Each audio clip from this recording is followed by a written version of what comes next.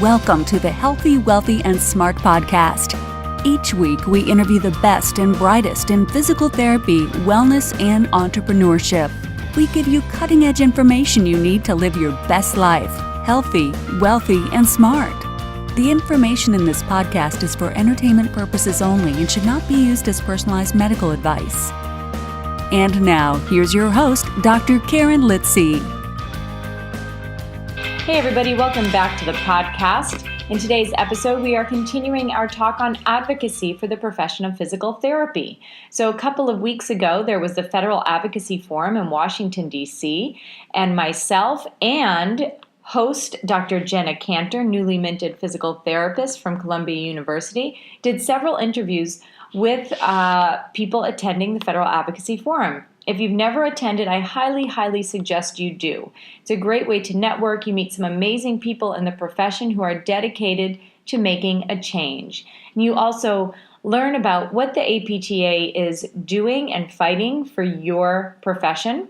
And you also learn how to speak to your congresspeople, how to speak to the men and women who represent you in our federal government. So it was a great experience. If you haven't done it, I highly suggest you do so. In this episode, Dr. Jenna Kantor interviews Doreen Frank.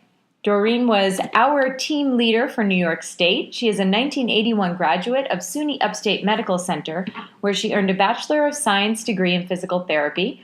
Prior to establishing Columbia Physical Therapy PC in 1987 with her husband Bob, she worked in Brooklyn, San Francisco, and Seattle. She is a member of the APTA with memberships in the sections on private practice, orthopedics, women's health, and sports. Doreen chaired the New York Physical Therapy Association's Legislative Committee from 1992 to 2003 and is a past recipient of the APTA's State Legislative Leadership Award and the New York Chapter's Outstanding Service to Chapter Award. She was also the recipient, and I should say namesake, of the Doreen Frank Legislative Leadership Award, an award given to those who serve the New York chapter of the APTA. She remains a consultant to the Legislative Committee. In 1986, she became certified by the Neurodevelopmental Treatment Association for the treatment of adult hemiplegia, and she also earned certification in the Eisenhagen Work System Functional Capacity Evaluations, Work Conditioning, Functional Job Analysis, and Pre-Work Screening. So Doreen was a great help and leader to everyone in New York State.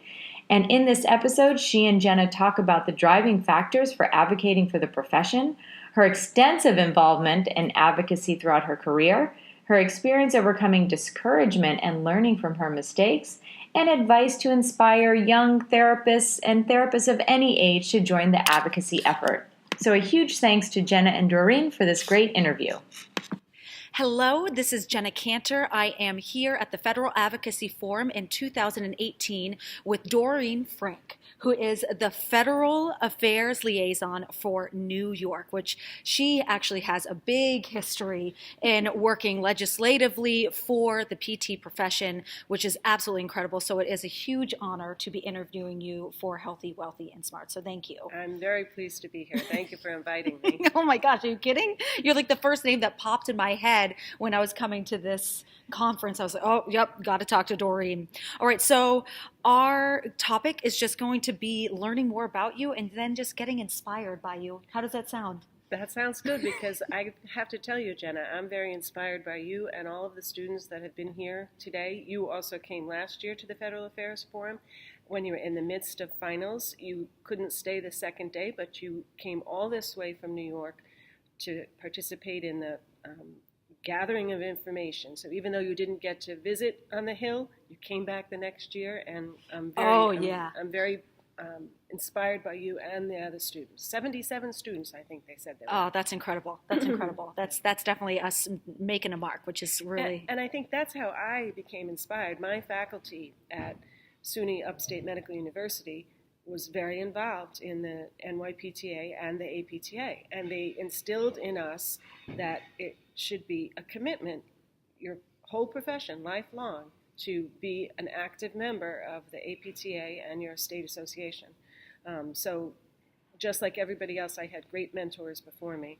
Yeah, mentors really make a difference. Mm-hmm. All right, let's dive right in because I'm excited for everyone who is listening or who's watching a little video clip right now to just learn more about this powerful woman. So when did you start advocating for the profession and why? What drove you in? Okay, so we graduated, my husband and I graduated upstate in Syracuse in 1981, and I worked a year in Brooklyn. And in Brooklyn, I joined a group of dynamic physical therapists that molded how I was going to be. Kathy Anastasio, who was the reimbursement chair in New York for years, and who people still email. And Mike Mattia was hired at the same time as me, and he is now the New York chapter president. That is cool. And so all across the way, wherever I went, I met people who were dynamic and took the sacrifice to give back to our patients and profession. So from there I went to California, and in California I had no money. I was a new grad after 1 year of working in Brooklyn. I still had no money, but I knew if I volunteered with the Golden Gate District of California chapter, I would get to go to continuing ed for free. So I did that on the continuing ed committee. Well, California had a little bit more advanced changes than New York. 5 years later, we moved back to New York, and I lived just east of the capital. So I'm near Albany, and when I sought the Eastern District, my district for NYPTA, another therapist who was very involved invited me to the leadership workshop. So the leadership workshop is given for free for anybody who wants to learn about how NYPTA works. So I get there and they say, where do you live? I'm in Albany. Oh, great, you could be on the legislative committee. So I became the legislative liaison, and that serves the district. You have 10 liaisons in New York State, and so I became the liaison, and so I was 87, maybe 90, I became the chair of the committee. And I remained the chair of the legislative committee. At that time, it was actually called Public Laws and Regulations, and they've changed over the years. It became legislative committee. Now it's evolved again to the Public Policy Committee.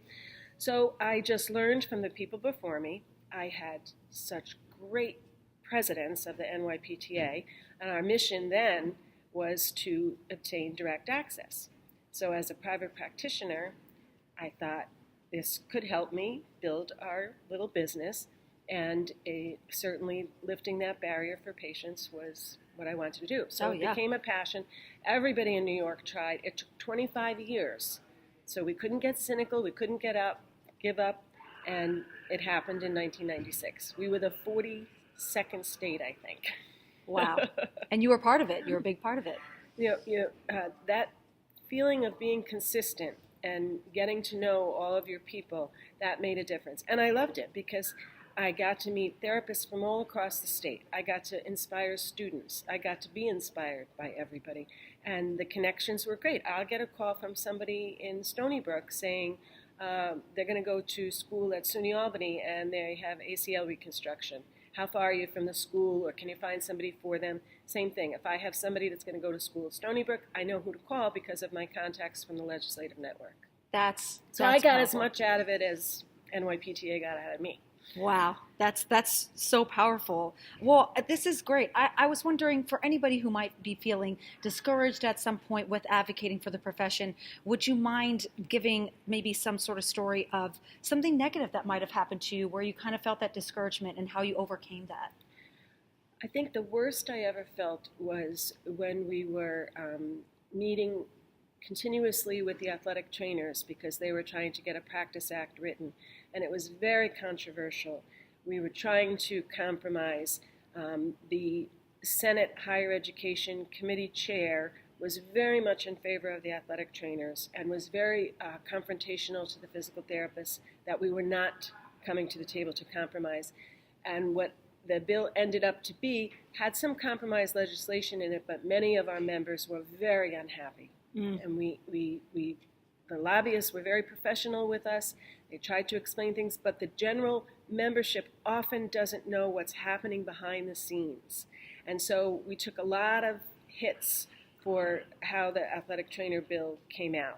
Now they're trying to change it again. They're trying to get licensure instead of certification, and they're trying to expand their scope of practice in a way that would be very dangerous. And so we're back at that table, and we've been able to stop the bill 2 or 3 years now.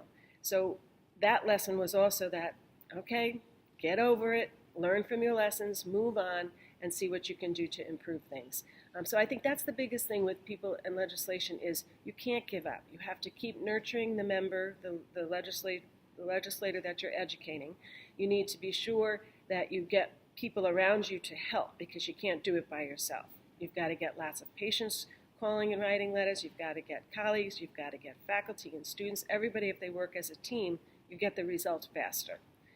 And I think that's where people were surprised I hung around so long, because sometimes it took a long time. There's a lot of professions out there that want to encroach upon physical therapy. So that's why we pay a lobbyist, and that's why we continue to have a strong committee, because every day something might come across a senator or an assembly member or a congressman or a U.S. senator's desk that will impact our patients or our profession. So we need to be very vigilant. Yeah. So what keeps you motivated? Do you do a little, breathing sometimes, or do you have a mentor yourself that you speak to? What are some tools that you use that makes you go, like really push forward with a gusto to continue fighting? Well, now with the Federal Affairs Forum, I think both the APTA and the private practice section, of which I'm a member, both are so organized. They communicate every month or even more than once a month. So I think that they've kept me driven, because I know that they are so well-oiled. They know people on the Hill in Washington, and then statewide too. We know all of the leaders. We used to be considered not so much, we weren't ever invited to the adult table. Now we're not at the kids table. We're an active part. So I think that keeps me motivated, is that we really have so much respect, both on the state legislative level and the federal level. I mean, people want to hear from physical therapists, and they truly consider our opinion. So I think that's what keeps me motivated. And the mentors, all of the people that were speakers today, I mean, they're witty, they're educated. I love Mike Matlack, I love Alpha. I mean, all of these people, and they are a team. So I like to be on that team. That makes perfect sense. Well, last question, and this is for anybody listening. What are words that you give to other people to try to convince them or bring in the discussion on why they should advocate for the profession? So this is for physical therapists and physical therapy assistants. Why? Democracy is not a spectator sport. You have to participate. You have to be the ones to make and advocate change.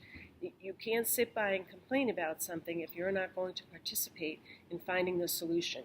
And the way to the solution is getting more and more people aware of what's going on to help break down the barriers to physical therapy, whether it's high copays or silly rules about direct access, or the utilization management, or a vision rehab therapist who has no education having language in a practice act that sounds just like physical therapy. So you have to give back in order to make the profession continue to thrive and to help your patients. Yeah, I could not have said it better. Thank you so much. It's my pleasure. I love being in your presence, so this is just such a joy to just be interviewing right now. So thank you. Mutual. I told my husband I cannot believe how much the students do. I don't think we did that very much in 1977 to 81. So I think that we have a good group of people coming up, and I'm confident our profession will continue to improve. Oh, that means so much coming from you. So thank you. Thanks for having me, Jenna. All right. The end. Yay! Thank you for listening, and please subscribe to the podcast at podcast.healthywealthysmart.com. And don't forget to follow us on social media.